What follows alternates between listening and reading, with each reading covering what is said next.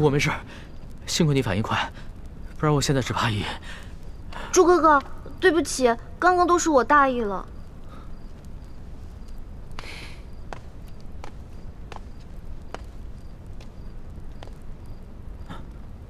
主子，你没事吧？啊，我没事，没事，没事就好。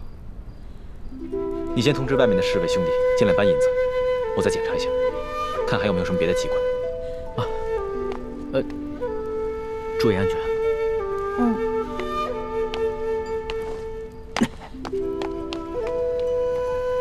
朱哥哥，对不起啊，我刚才真的不是故意的，你别再生气了。你以为我生你的气，是你不小心触动机关吗？没想到，在最危险的时候，你最先救的，竟然是他。你是因为这件事情生气啊？那你也太小心眼了吧？你看他武功不行，所以我肯定要先救他嘛，我得保护他嘛。你从小在我心里就是最强的，你也肯定能保护好自己啊。但如果有一天我们两个同时遇到危险了，我第一个救的肯定是你，再救我自己。你呀，来，快点，快点，快点，能装多少是多少，快！多多益善，多多益善啊！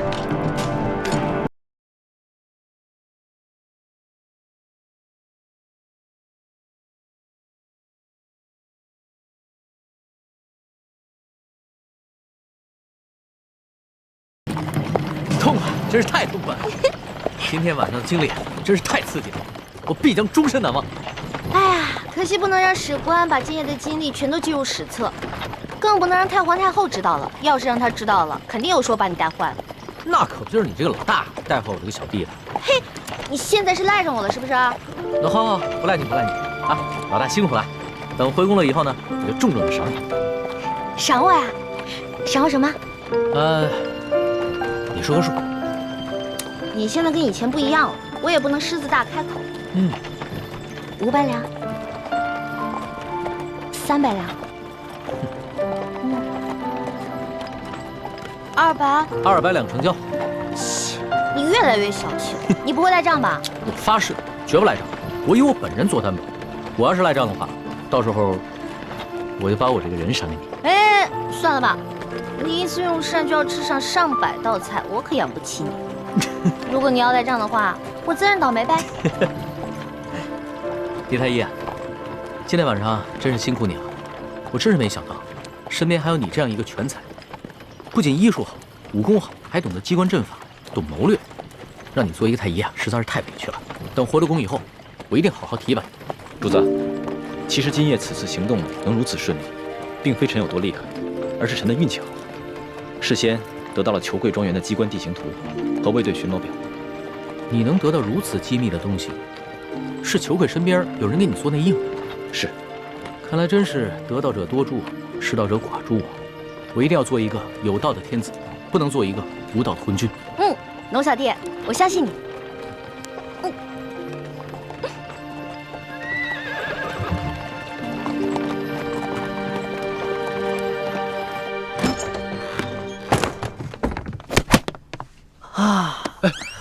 李公公得罪了。主子，你终于平安回来了。你要是再不回来，奴才也要吓死了。李德福，这件事情你得替我保密，不能告诉任何人，尤其是太皇太后，要不然我就砍了你的脑袋。只要主子能平安回来，这件事情奴才就当不知道。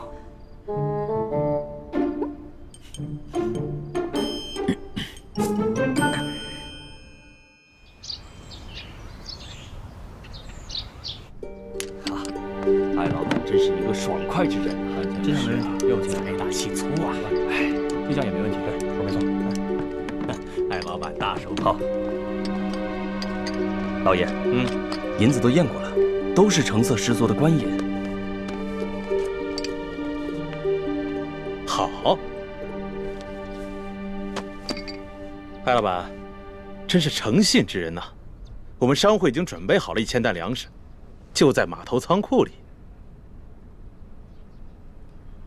如今银子已经交割完毕了，可以放粮了吧？那是自然啊。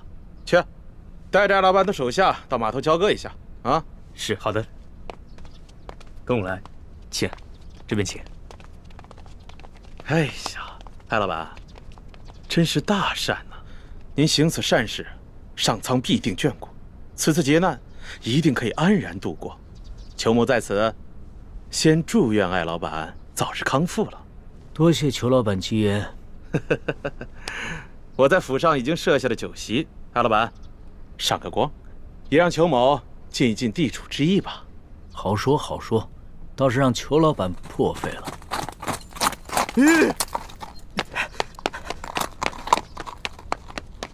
老爷，不好了，老爷，老爷，不好了，老爷！慌什么？说，庄园进了盗贼，银库里的银子少了整整3万两。这3万两？你说什么？再说一遍。昨夜，庄园进了贼，盗走了3万两银子。你废话你！啊！这么大个事，现在才来报？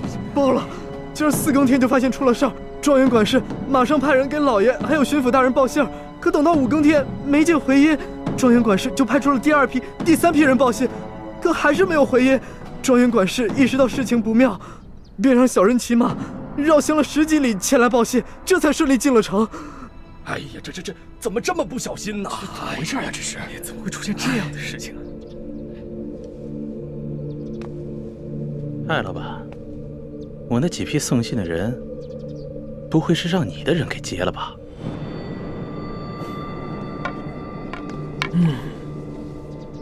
你说呢？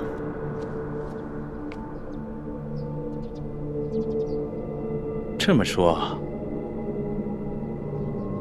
这批银子是从我庄子上劫的了？你说呢？你真是吃了雄心豹子胆了！去，把这件事报告给巡抚大人。是，来人，把他给我拿下，把他们抓。别嚎了，你外面那几条狗早就被我大哥解决掉了，嚎也没用了。你。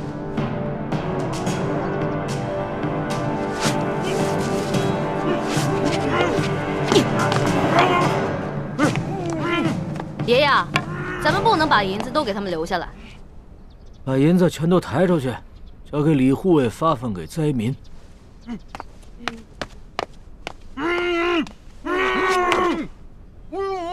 走吧，松儿。等一下。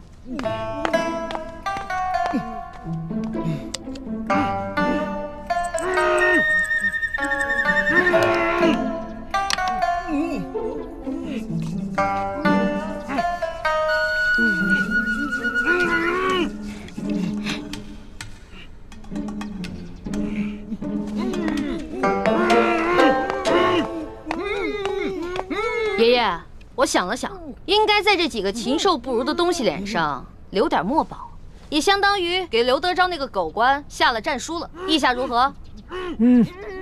这倒挺有趣儿的。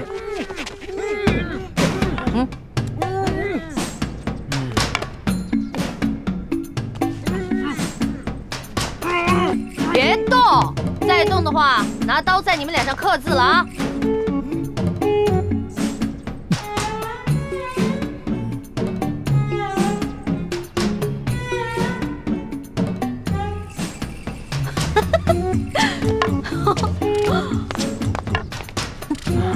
这边再写一个字啊！都给我老老实实待着。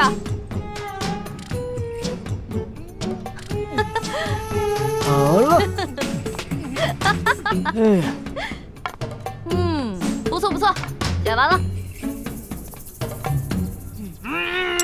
行了行了，别鬼叫了。知道我爷爷是谁吗？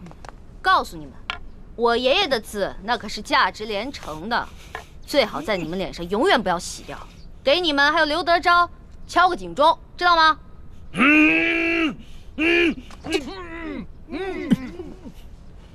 走吧，松儿。走吧，爷爷。慢点啊，爷爷。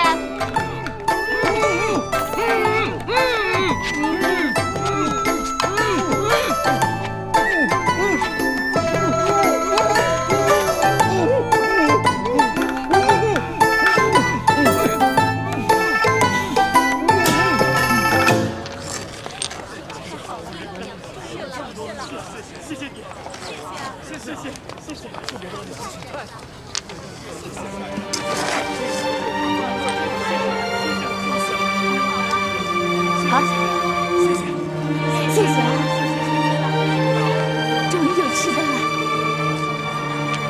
艾老爷，谢谢您。艾老爷，您可是活菩萨呀，是吧，乡亲们？各位不必谢我，其实我也是皇上指派下来赈灾的。你们手上拿的粮食和银两，全都是朝廷调拨的赈灾银和赈灾粮。接下来，朝廷还会有更多的赈灾计划，帮大家重建家园，度过灾年。谢谢皇上，谢谢大家，我们万岁！朱哥哥，灾民们暂时得救了，你怎么不高兴啊？灾民得救，我自然是高兴。可如此一来，却是在帮康熙和大清朝廷收买民心了。大人，干什么呀？你们这是？老爷就不能有点自己的时间吗？大人，舅老爷的库银被盗了。你说什么？银库被盗了？不仅被盗了3万两银子，还有1000担的粮食，也被那帮人分给了灾民。待卑职得到消息赶到码头时，那帮人已不知去向。消气，这些刁民，这是要造反呢！去看看。老爷，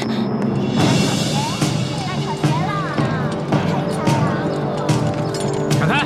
闪开！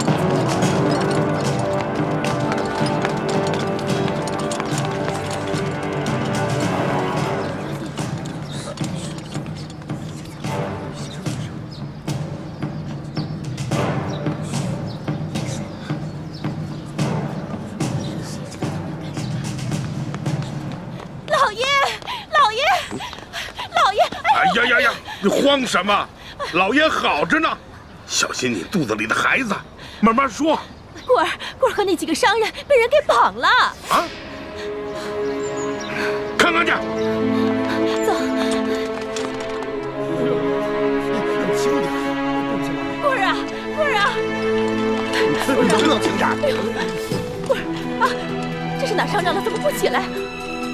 这人怎么了？啊！哪个不要命的干的？你到底出啥事儿了？你倒是说话呀！你别吓我！你这是怎么了？来，先起来说啊！先起来！别碰我！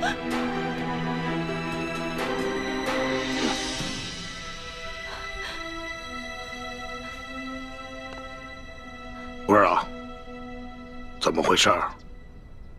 谁干的？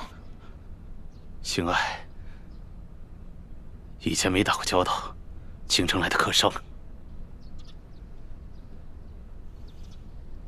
看见了吗？看见我的脸了吗？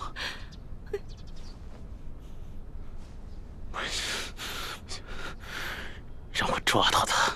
我扒了他的皮！刘德昭，这事你必须得给他做主！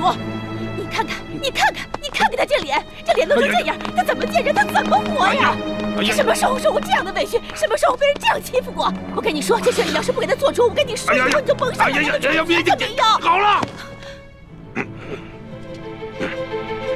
成何体统啊！有事回家说去。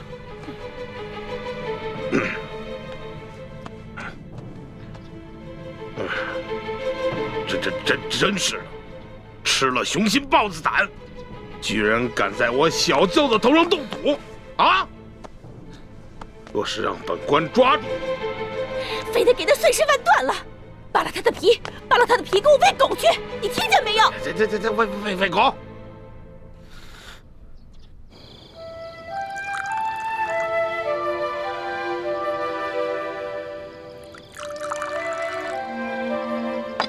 娄小弟，这杯酒我敬你，谢谢你为了老百姓，肯跟我们一起铤而走险。老大，这杯酒应该是我敬你和你大哥才对，要不是你们兄妹俩的话，我还不知道有多少大清的子民要惨遭刘德昭和这些贪官污吏的迫害。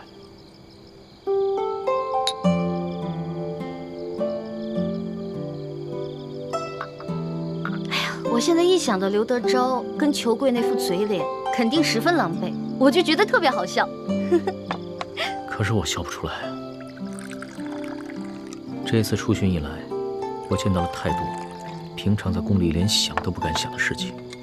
我在想，如果我们大清的官员每一个都如此贪赃枉法的话，那我们大清的江山还能长久？看到那些灾民收到一点点赈济的银两，就三呼万岁。说实话，我很震撼，也很惭愧。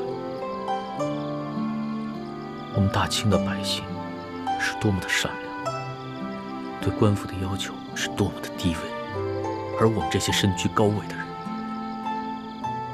是多么的失职。龙小弟，为了刚才你说的这番话，我再敬你一杯。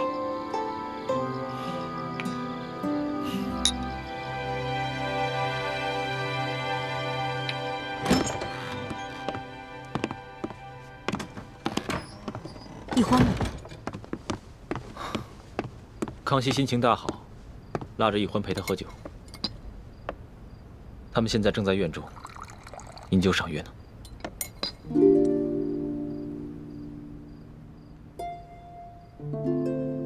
大师兄，小师妹跟我一样，都是为了光复大明的大业，你千万别介意。我知道，我会克制我自己的。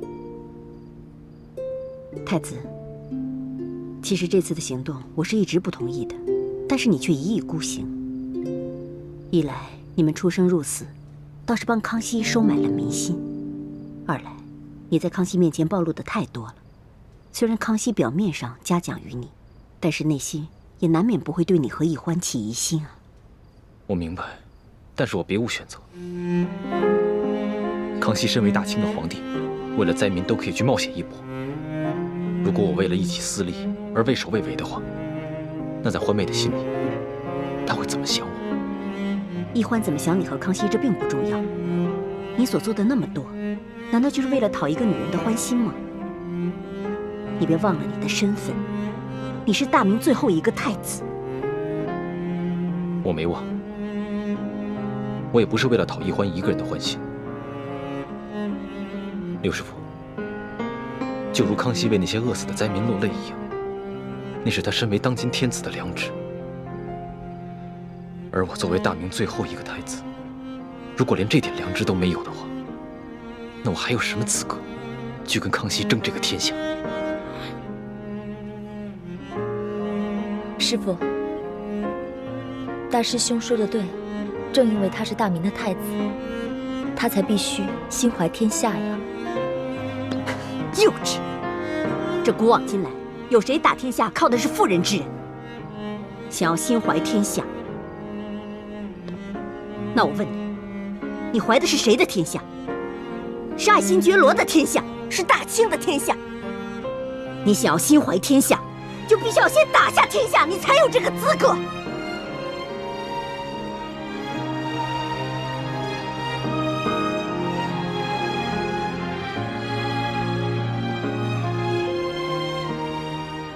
六师傅说的是，徒儿受教。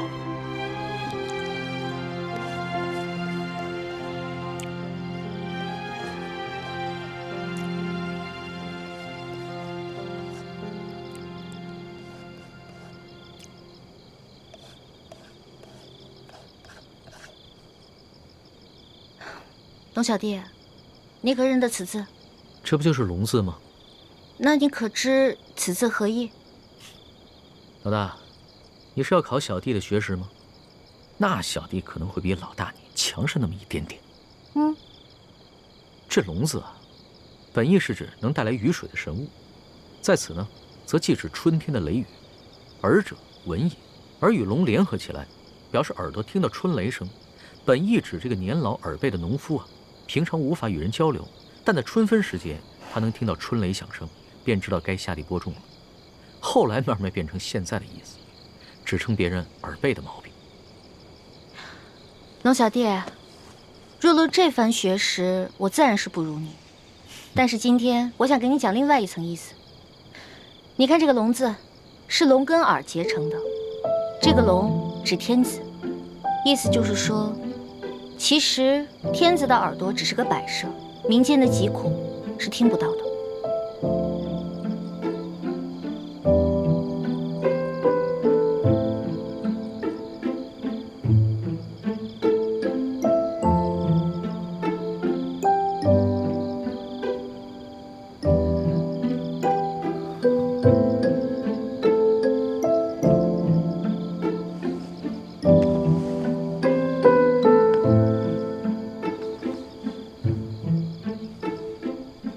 多谢老大指点，对小弟来说，犹如醍醐灌顶，顿生觉悟。此次出巡以来，我这双耳朵总算是打开了。等我回了宫以后，再也不会让我这双耳朵变成摆设。老小弟，一言为定。为了你这句话啊，我再敬你一杯。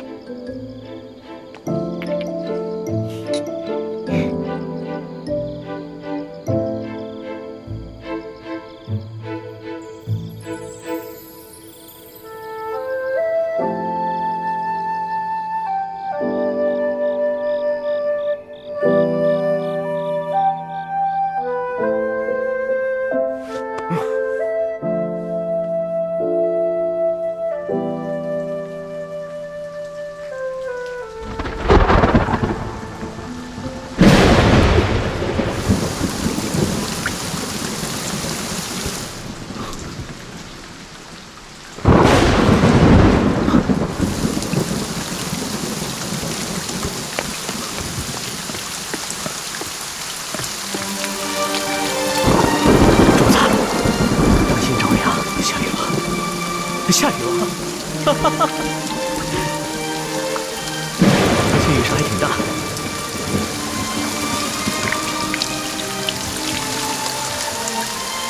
看这个雨势，山西的旱情应该能得到缓解。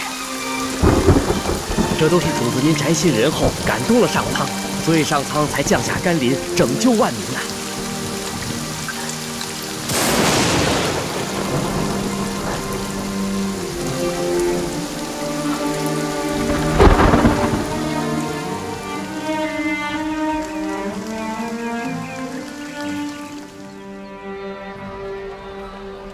想不到这场雨一下就是3天，真是一场及时雨啊，缓解了山区的旱情。这场雨虽然缓解了旱情，但是错过了播种的季节，灾民们仍然需要救济。我知道，我会让朝廷继续赈灾，让灾民们平安度日，直到下一个收获季。龙小弟，看来你这双聋耳真的打开了，能听见民间疾苦了。主子，咱们还是少在外面走动吧。前些日子发生那么大动静，一定会惊动官府。索大人出去调兵，不知道什么时候才能回来。万一在这个时候发生什么意外的话，那可不得了。我想看一看刘德昭他们会如何行动。再说了，那日我们都易容了，他们认不出来。就是嘛，你要对我的易容术充满信心。主子，你看现在街道上，这个灾民比以前少了很多，多半是他们领到了钱粮，又看到旱情得到了缓解，所以都回家去了。只是这些钱财还完全不够，有一些住得偏远的灾民，还有一些老弱妇孺，就完全没有得到救济。主子，像那样的行动可一不可再，还是等索大人调兵回来，拿下刘德昭这个贪官，再安排可靠的官员，严格执行朝廷的赈灾计划，才是长远之计。说的有道理啊。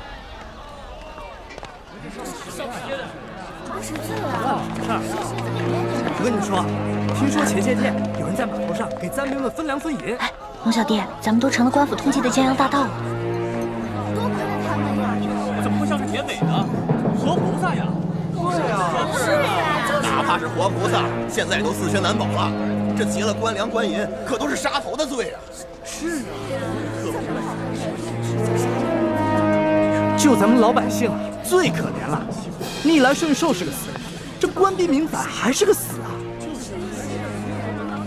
你说他们这些好人都被抓了，多好的人生，太可怜分粮了。咱们老百姓真没有活路了。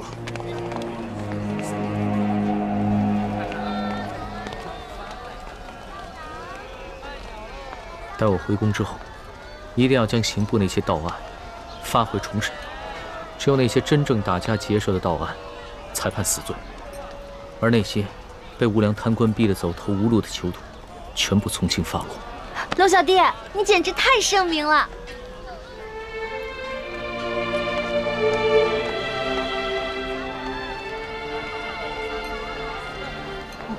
怎么了？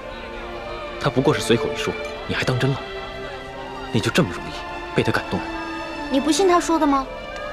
我觉得这次来山西对他感触挺深的，他刚才说的都是真心话。只怕他的真心不过是一时头脑发热。你别看他现在义愤填膺，对官逼民反的百姓充满了同情，但只要回到了紫禁城，他的心境和立场立马就不一样了。到那个时候，他最先考虑的是如何维护朝廷的权威和自己的龙椅，而不是百姓的疾苦。朱哥哥，你这么一说，我心里怎么那么失落跟害怕呀？环美，我知道你对康熙充满了幻想，但将来你就会慢慢明白，他绝对不可能是你想象中的那个样子。让开，让开！官爷，求你再仔细看看这画像，和老朽只是略有几分相似。闪开，闪开，闪开！这3个人看上去跟老实巴交的，哪有胆量去劫官粮官银啊？就是啊，看他那个小身板，个个瘦的跟皮包骨头似的，就算有那个贼胆，也没那个能耐呀。行，这3位活菩萨神龙见首不见尾，给灾民发放完钱粮之后就消失得无影无踪，肯定是有来历的高人啊！就这帮饭桶，只知道欺压老百姓，他们哪有本事去抓人呢？就是啊。还不是只能找几只替罪羊上去交差呀？可是这3个人只是跟通缉的要犯长得有点像，当官的无凭无据的，能随便判人死刑啊？要证据还不简单吗？这帮官老爷哪个不是无中生有、栽赃陷害的能手啊？这可是死罪，这犯人不认罪，当官的他也能硬判啊？嗨，只要进了公堂，还由不得你不认罪啊！3步之下，何共不可？对，到了秋后，3颗人头落地，这案子就了结了，官老爷又可以高枕无忧了。走，咱们去看看，看看巡抚大人。看看去，看看去。对，走。龙小弟，怎么办啊？他们不会真把无辜的百姓屈打成招吧？咱们也跟上看看去。也不知道要怎么审啊！哎，咱们过去看看。走，快点！让开，让开！主子，现在怎么办？临出来之前，为了预防万一，我把那道圣旨带来，要不然以钦差的身份进去问一下。不急，咱们先看看这个刘德昭怎么办这个胡乱。这也不让我们进呢。走。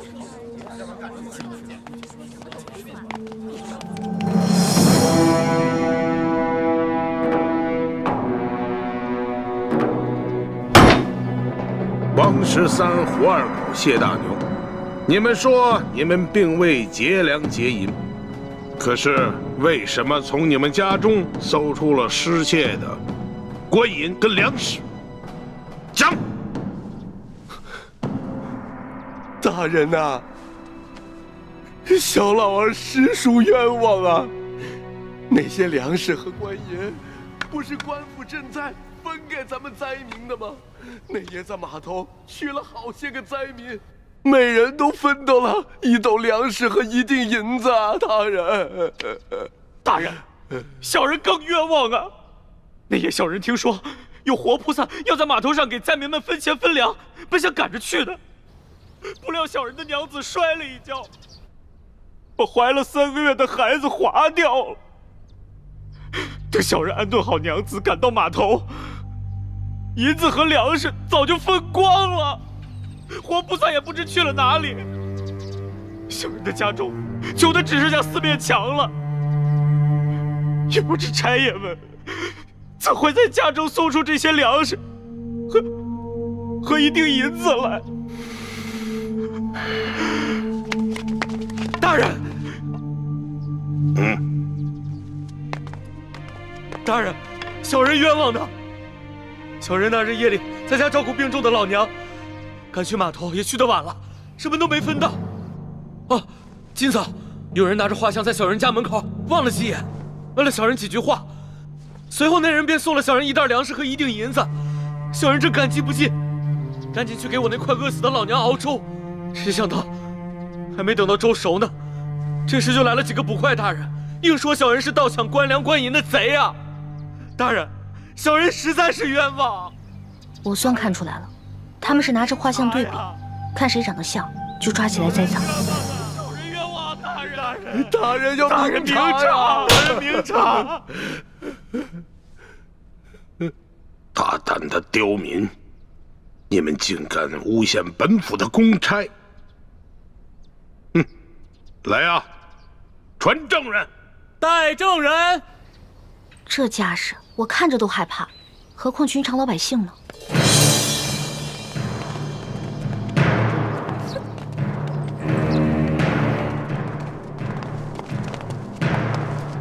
参见大人。好了，都起来吧。谢大人。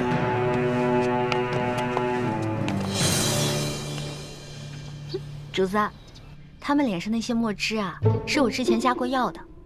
要是想洗掉的话，除非搓掉一层脸皮，不然的话，1个月都别想洗掉。这些梁上丝毫没有吸取教训，脸上的字还在，却又在陷害无辜百姓了。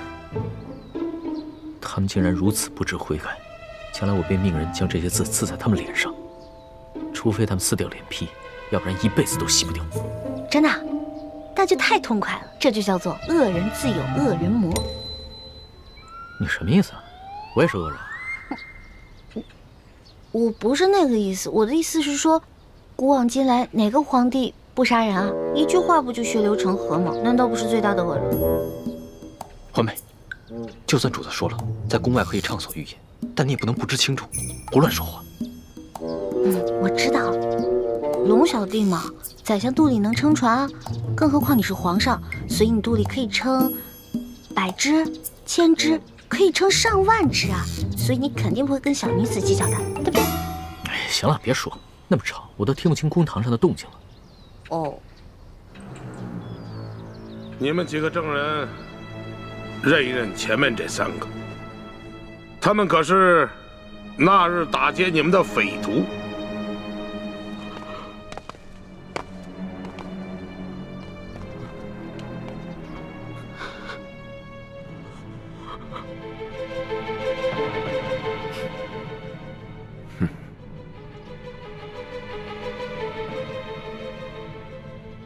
没错，大人，就是他们。好，你们先下去吧。是。大人冤枉！大人冤枉！大人冤枉！冤枉！大人！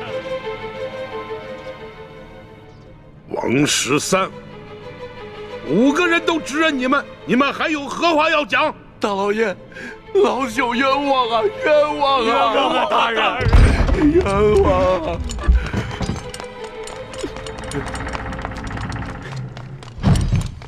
大人，这是我等从那3人家中搜出的迷药。这些迷药和米刀府中守卫的那些完全一样。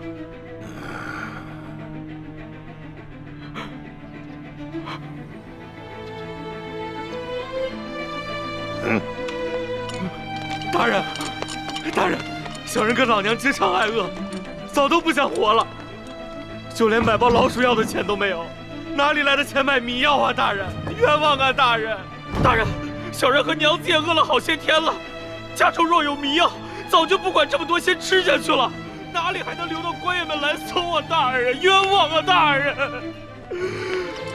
大人，大人，卑职刚刚在高级药铺调查到，王13前些日子曾去药铺买过药材，这些药材正好可以配出强效迷药。这是高级药铺掌柜高老师的书证，大人请过目。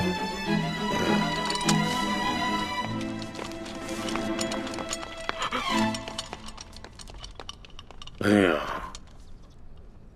谢大牛、胡二狗，你2人没钱买迷药，那这药一定是王13配好后送给你2人的，对吧？冤枉啊！大人，冤枉啊！大人，小人根本就不认识什么王13啊！大人，是啊，小人到现在都不知道您说的王13是谁呀，大人，冤枉啊，大人，大人，冤枉啊，大人！老爷，小老儿前些时日确实到高级药铺买过药，只是想配一些迷药药兔子，怎敢拿这些药去药人呢？大老爷，更不曾把这些药分给2个不认识的人呢，大老爷。真没想到，他们连相关的伪证都做好了。看这手法，简直是轻车熟路。看来他们早就商量好了，如果找不到我们3个，就要拿这3个无辜的百姓顶罪。你们这些个刁民啊，人证物证俱在，还敢抵赖？冤枉啊，大人！冤枉！还不赶紧给我速速的招来！你们是如何勾结江洋大盗，盗取府库官银的？大人，小民冤枉啊！明察呀，大人！一群刁民，刁民！事到如今还敢喊冤？好，来人呐，每人重打30大板！看你们还敢嘴硬！打！冤枉啊，大人！冤枉啊，大人！冤枉啊，大人！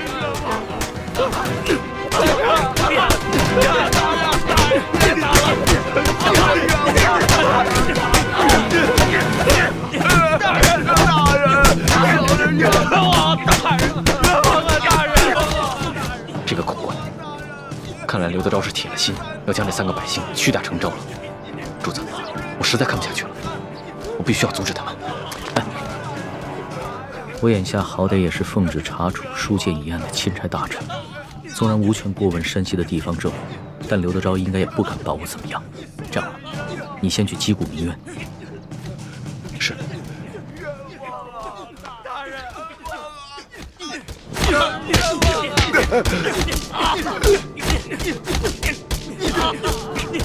大人！你干什么呢？要干什么？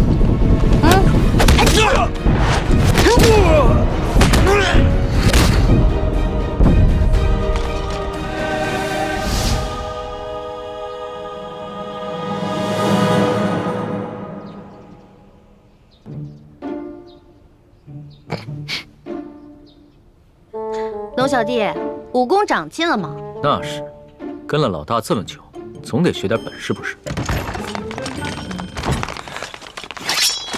干什么？你们干什么？我们家大人奉旨前来山西查案，还不赶紧让你们巡抚大人出来迎接？你们真是钦差大人？圣旨在此，还有假吗？喂，一道圣旨这么威风啊！老大，这个代表着至高无上的皇权。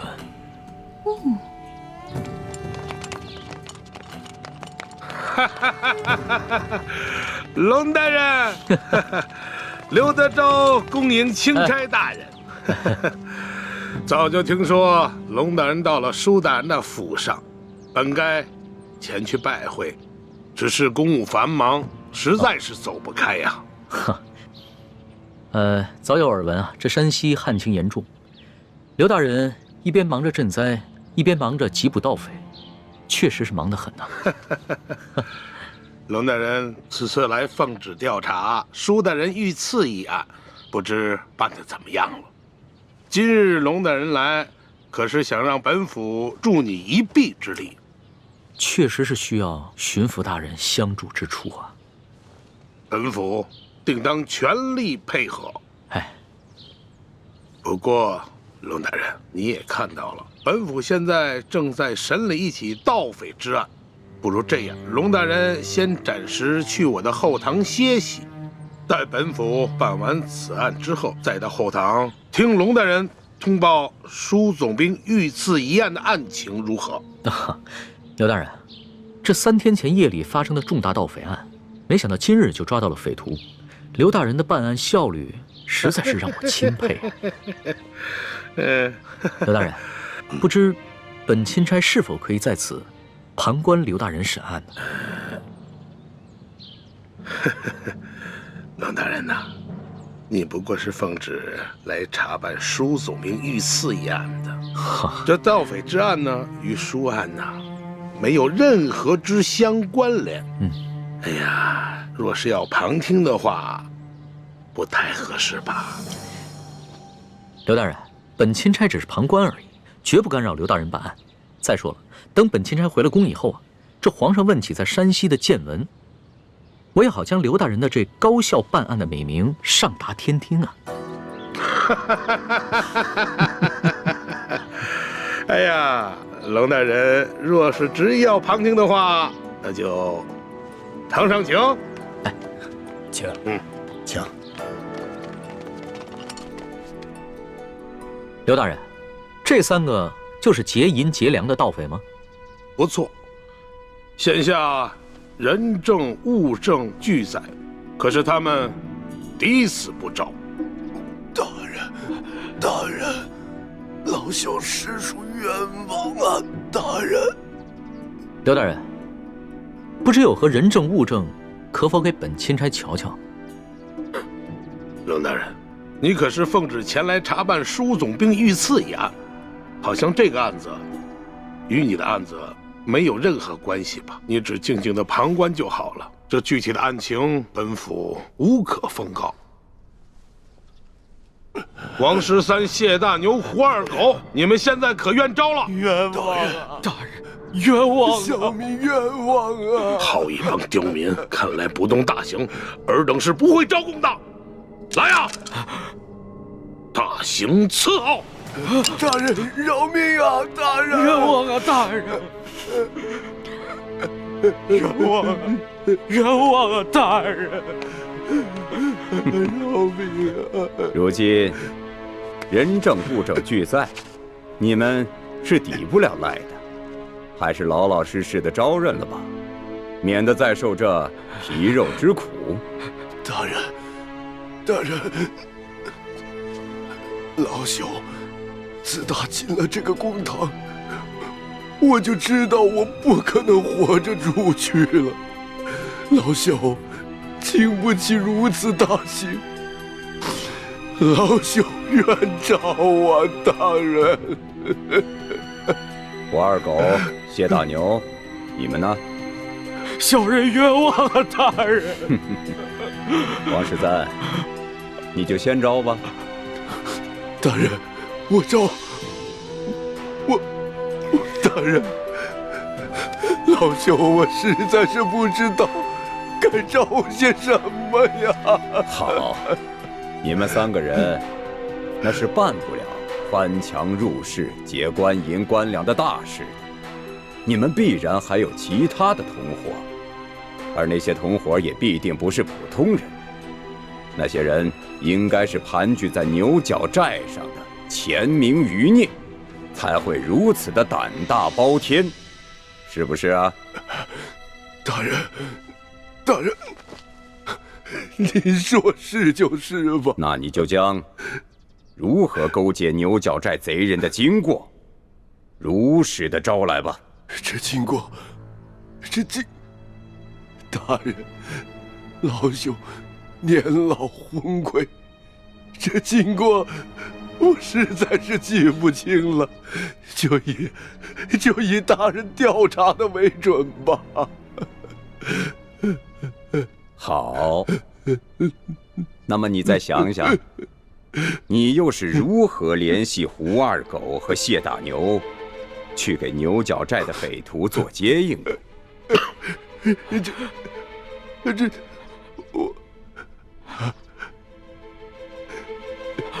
这位老伯，你我素不相识，你要认罪是你的事，可不能胡乱拍咬我们呢。前日我家娘子刚刚流产，还等着我回去照顾她呢。这位老伯伯，我家里还有瞎了眼的老娘等我回去照顾，这盗抢官粮官银可是死罪啊！大人，老朽无儿无女无家产，我死不足惜。可是我与这2位小兄弟素不相识，你要让我胡乱指证，小老儿我心里实在是不安呐。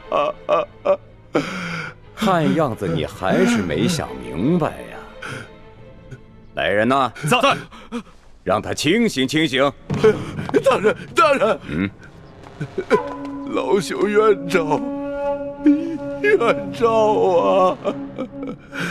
当然，这案情经过，您比老朽更清楚，就请你们代老朽写下供词，让老朽画押便是啊。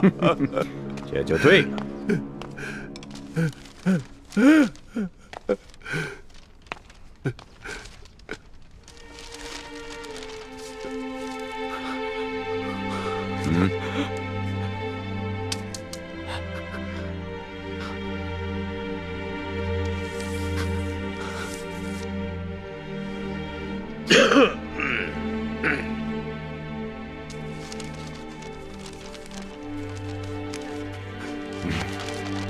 来人呐，在，把王13押下去。是。大老爷，走，你们关闭民反呐！胡二狗、谢大牛、王13都已经招了，你们还要顽抗吗？罢了，胳膊拧不过大腿，被砍头也比这么活着受折磨的好，反正都是个死。小人愿招。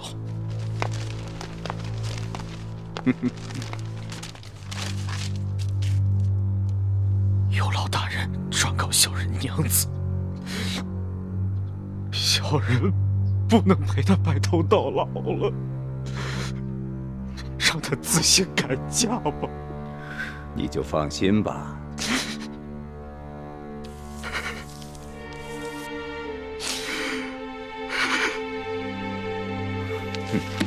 来人，在，把胡二狗带下去。是。走。哎呀，谢大牛，就剩下你一个人了，怎么着啊？你们这些狗官，简直丧尽天良！就算你们有本事瞒得过朝廷，瞒得过皇上，你们也瞒不过老天爷！住口！来人，走，把他的嘴给我塞上。是。慢着，贼什么嘴呀？他不是愿意骂吗？你让他骂。谢大牛，我告诉你，皇上远在紫禁城里，你就是把喉咙骂破了，皇上也听不见。现在呢，我就给你一次机会，你是直接画押呢，还是领教我这堂上诸般的刑法之后再画押呢？狗官，你不得好死！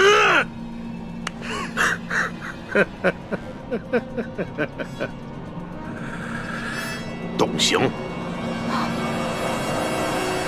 慢着，不能动刑。刘大人，想不到如此一起惊天大案，你们居然是如此办理的，真是让本钦差大开眼界。龙大人，有些事情你是不知道的。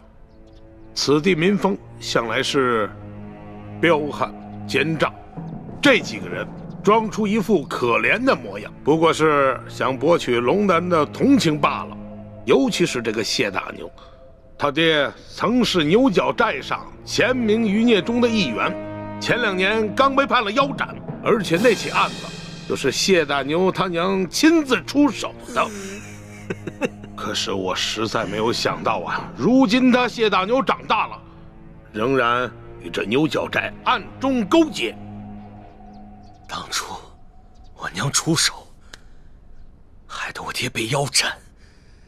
我一直以为我娘做得对，我爹就是个大逆不道的糊涂虫，他该死。可我如今才明白，是我娘错了，是我娘错了。这大清的天，简直比锅底还要黑呀！这百姓就该反！住口！住口！龙大人，你听见了吧？你看见了吧？此人果然是前明的余孽呀！他勾结山匪，打劫官府的库银。即便是他不招供，就冲他刚才那番说辞，本官也可以判他个斩立决！斩立决！刘大人，若不是你们软硬兼施，诱供逼供，这谢大牛又何至于恶言诅咒朝廷？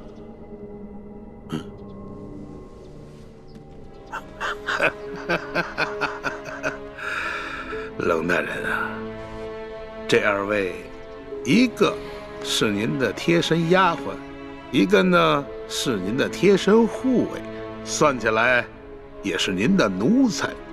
可是你今天看看，他们两个竟然敢在公堂之上对本府出言不逊。龙大人，你平时对你的手下是不是未免太放纵了一些啊？刘大人，这公堂之上虽应分尊卑，但更应该论国法。你这个审案的手段，的确让人无法苟同啊！哼，龙大人，这说起来，你虽然乃是一个奉旨办案的钦差，不过是官拜五品，比起我这二品的大员来说，似乎是还低了这么几级吧。而且这圣旨上写的是明明白白，你龙大人是来办理舒总兵遇刺一案的。龙大人啊，你这干涉我地方的刑案，恐怕是不合体力吧？刘大人，下官的官职是比你低，可是你就不怕下官回了京城以后，向皇上交旨之时弹劾你吗？龙大人，皇上虽然年少，但他却是圣明的天子，我想他不会听你一面之词的。龙大人啊，你这一路辛苦了，我看还是到后堂先歇息吧。待本府审完这起案子之后，再同你好好交流交流同僚之谊吧。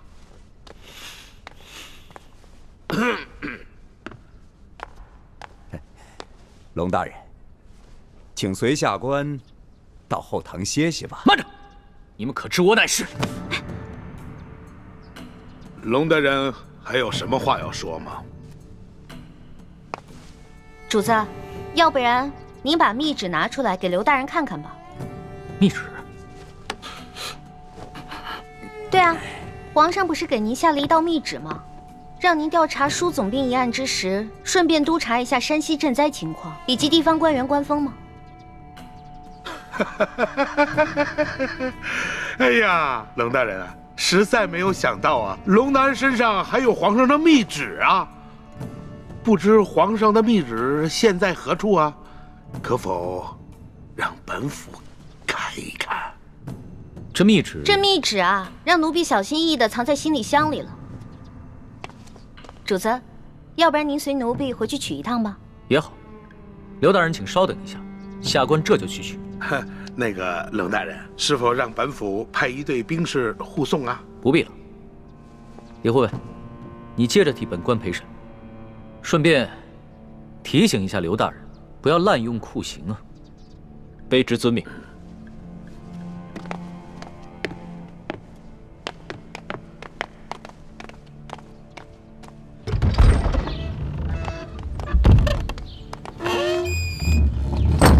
老大，现在怎么办？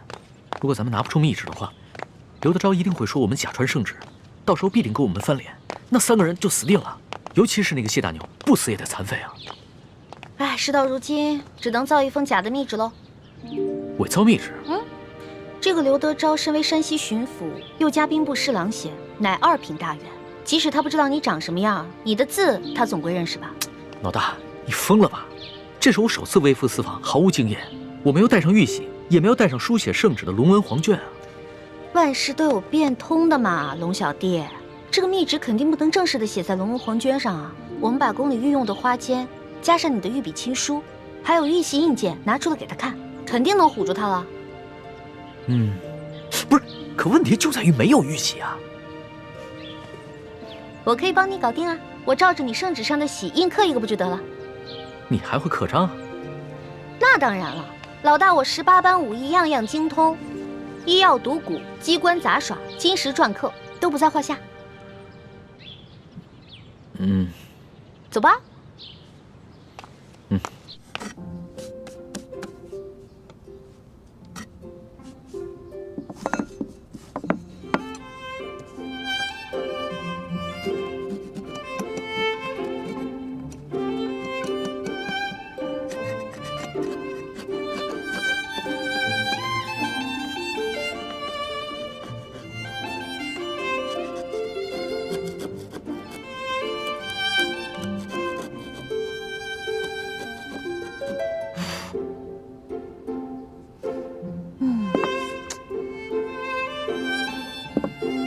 龙小弟，你看这样行吗？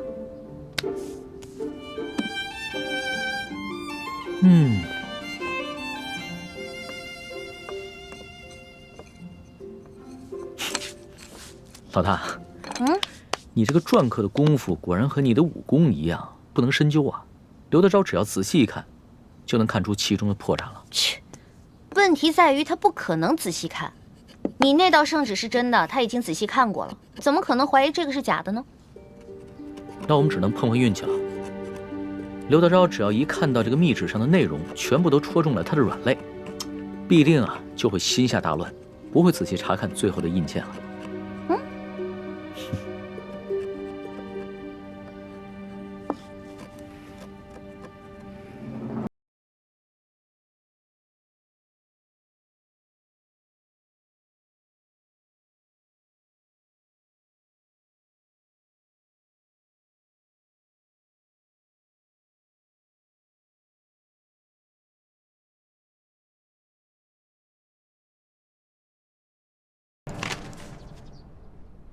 李护卫，不知你家大人和令妹何时会回来呀？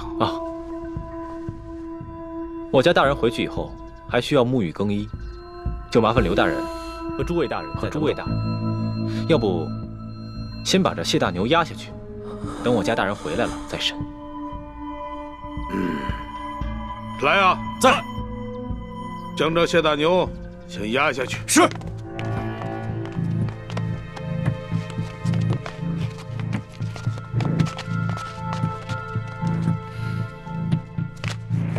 李护卫，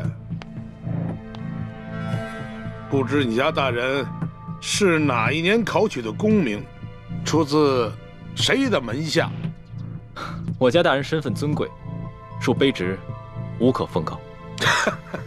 好，身份显赫，好啊。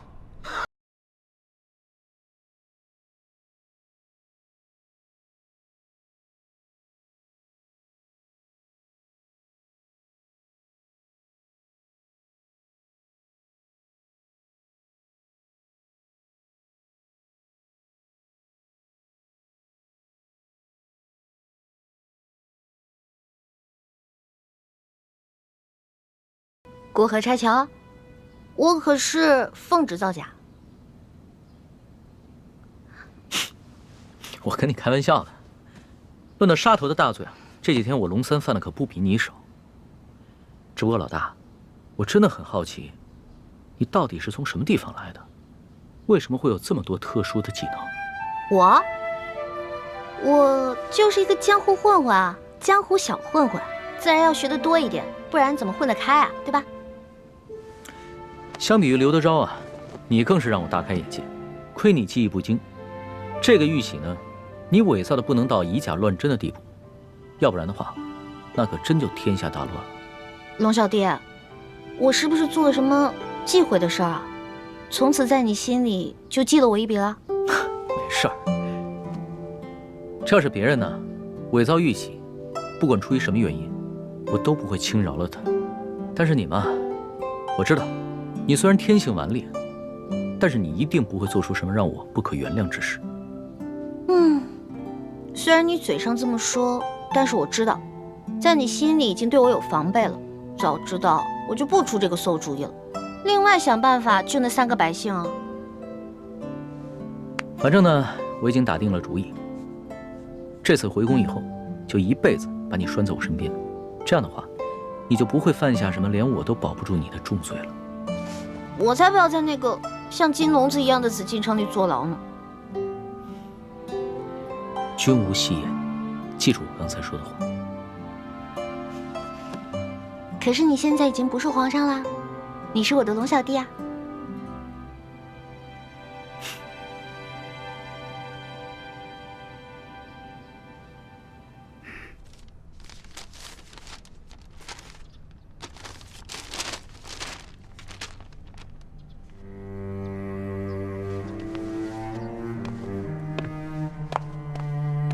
李护卫，待会儿等你家大人回来之后，还请您在你家大人面前替我等多多美言几句啊！啊，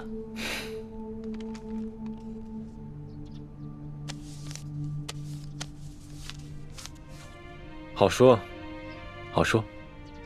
多谢。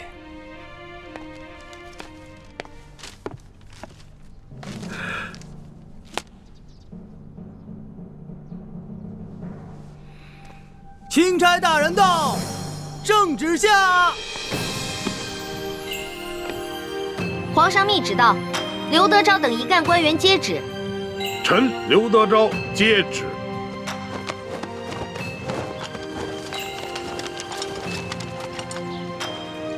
奉天承运，皇帝诏曰：着龙3为钦差大臣，在查办舒总兵遇刺案之时，监督查访山西赈灾之详情，以及地方官员之官风政绩，如实禀报，不得有误。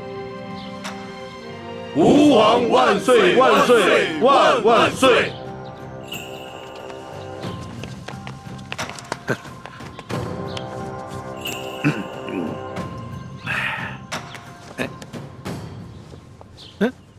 你，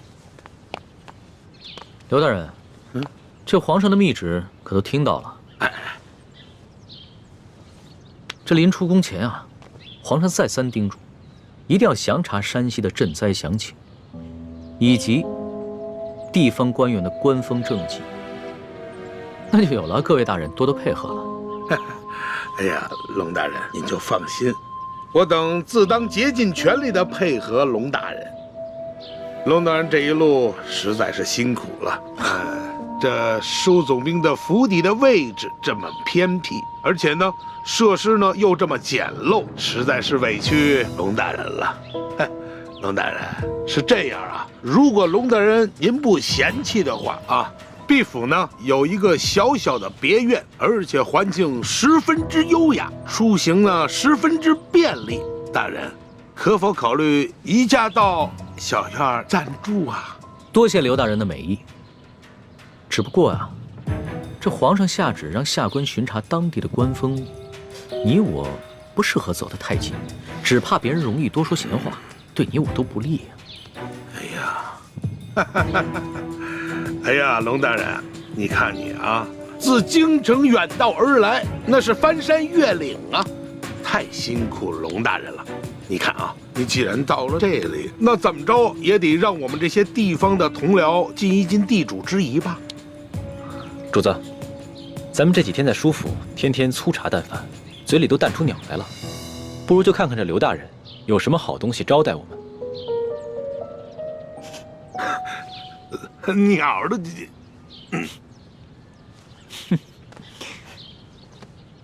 行，那就多谢刘大人了。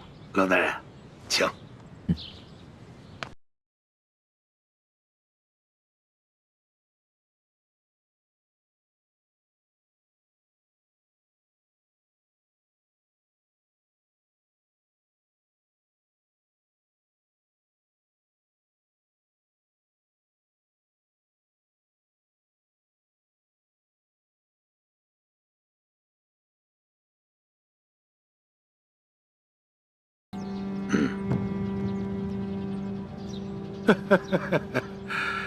哎呀，龙大人啊，能够来此与我们这帮地方同僚小叙，实乃是我等荣幸之至啊！龙大人啊，咱们就别干看着了啊！这些呢，都是毕府的小厨做的一些家常小菜，不知可否合龙大人的胃口？来，龙大人尝尝，尝一尝。刘大人，你这一桌佳肴，不见寻常的鸡鸭鱼肉，全是些难得的山珍海味。刘大人啊，你这家常小菜可比皇上御膳的规格还要高啊！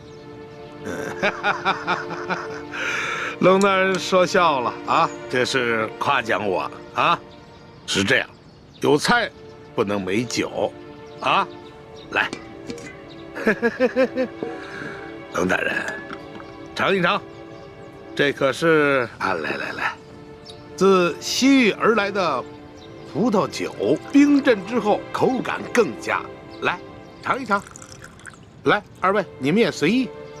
外面赤日炎炎，焦土千里，没想到刘大人府上还有这冰镇的葡萄美酒啊！不怕龙大人笑话，本府呢体胖怕热，故而呢在这家中多挖了几口冰窖，每到隆冬之时呢，就会大量的取些冰块，以度炎夏。刘大人，会享福。此次山西等省大旱，这皇上啊，在紫禁城里是食不下咽，寝不安枕，麻衣素食1个月之久，还赐龙血抄佛经，这才求得一场甘霖。看来这做天子的，真是不如这做臣子的逍遥自在啊！哎呀，龙大人，此话严重了啊！来，吃菜，来吃菜啊！大人请。刘大人，不必忙活了。你这一盘盘的佳肴，在本钦差的眼中，就是民脂民膏；一杯杯美酒，就是黎民血泪。恕本钦差难以下咽。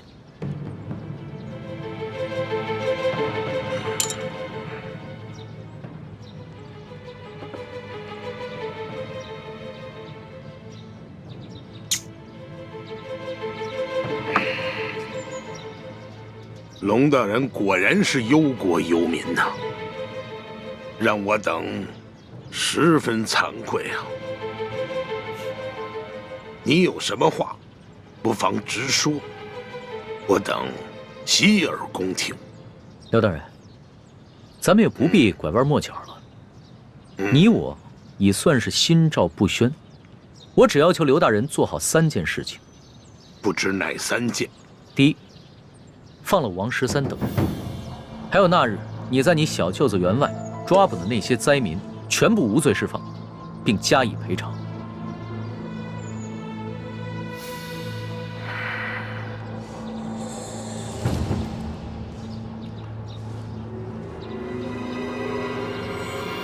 好，这就去办。第二，把囤积的粮食全部发放给灾民。把那些借机哄抬粮价、大发国难财的奸商全部都抓起来，严惩不贷。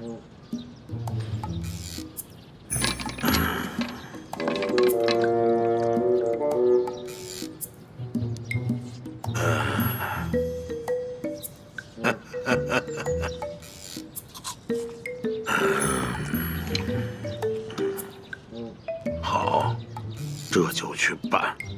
第三，交出赈灾银两的账目，并打开银库，让本钦差一一核查清楚。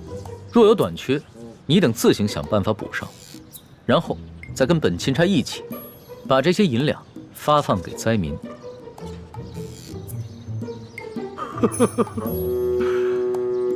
二位没觉得这个天儿格外的闷热吗？是啊，热得很。好啊，我这就调集人马，即刻就办。刘大人啊，你可不要敷衍本钦差啊！你们应该都清楚，眼下能否办好这3件事情，不仅关系到数十万灾民的生死，更关系到你等一干地方官员的前途和性命。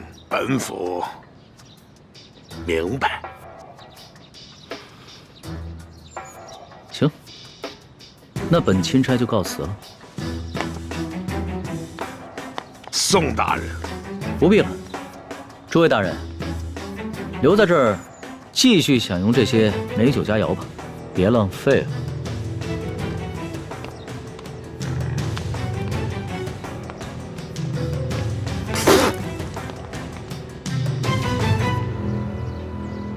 易欢，你真是太不知天高地厚了，居然敢刻假玉玺！你知不知道，你这可是犯了帝王的大忌。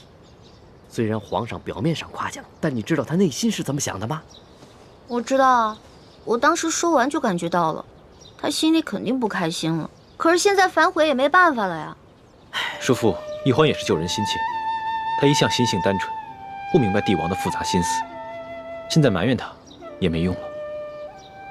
本来就是啊，我以为我在帮他解围，而且是他让我刻的，谁知道会这样？朱哥哥，我是不是又办傻事了？是有点傻，但是我不怪你。我们本来就跟康熙势不两立，翻脸也是早晚的事情。好在眼下他跟我们还算是同一条船上的人，就算是对我们起了防备之心，也只能暂时和我们维持眼下的关系。你不必过于自责。从小到大你都这么包容我。你呀，我早晚得死在你们两兄妹手里。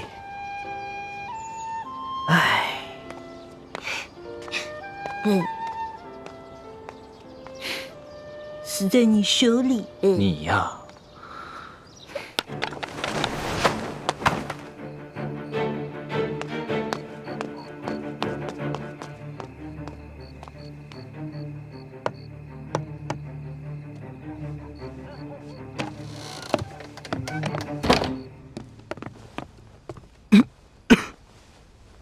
都是因为那夜我下手太重，要不我先用内力替你疗伤。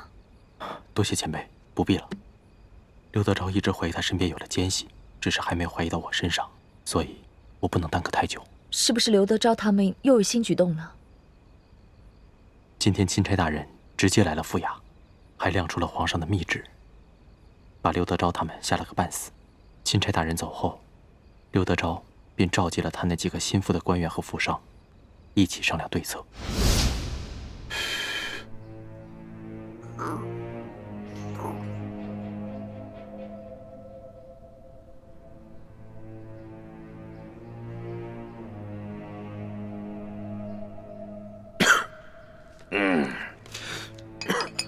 小官啊，你们几个脸上那个字儿还没洗干净啊？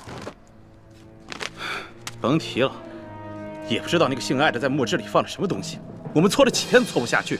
是啊，混蛋！等我抓到了他，我非扒了他的皮。哼，坐着聊啊！都是我这些手下太饭桶。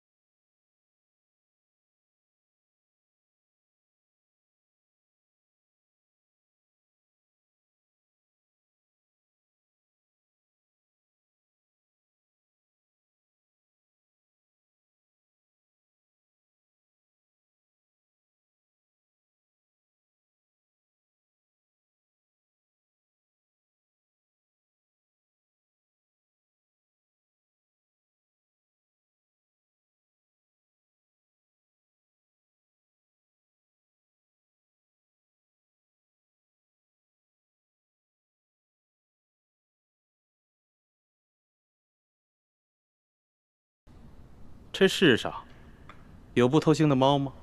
甭管怎么样，咱们先备下重重的厚礼，探探他的底儿啊！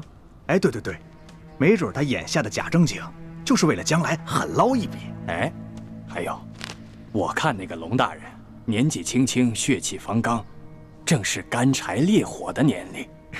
你们府中谁还有没开包的绝色美人？哈，也别藏着掖着了，赶紧贡献出来。等把这厮弄上了咱们的船，先渡过了眼下的难关再说。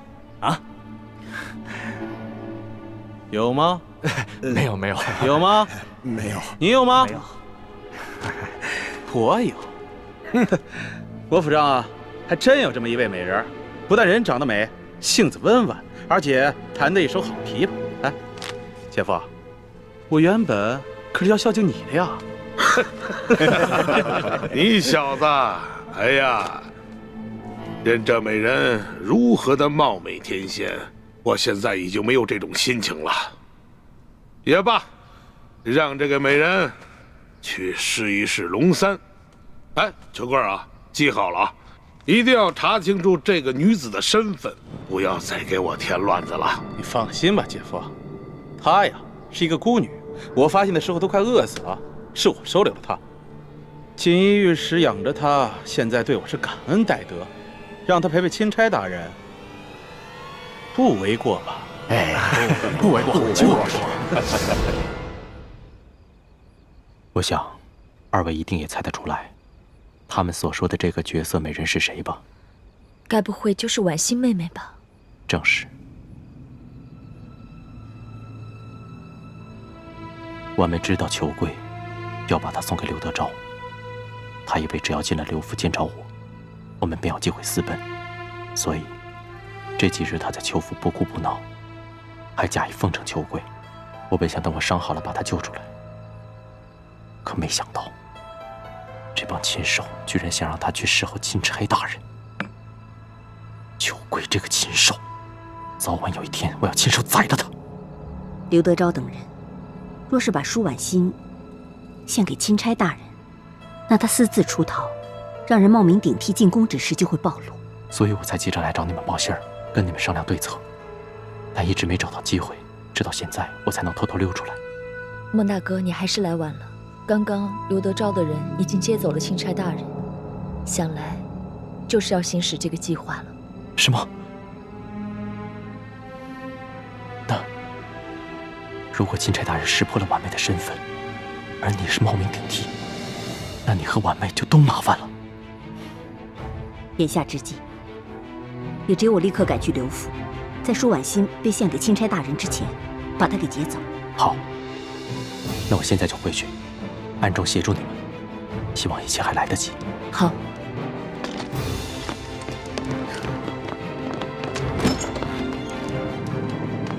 我走了。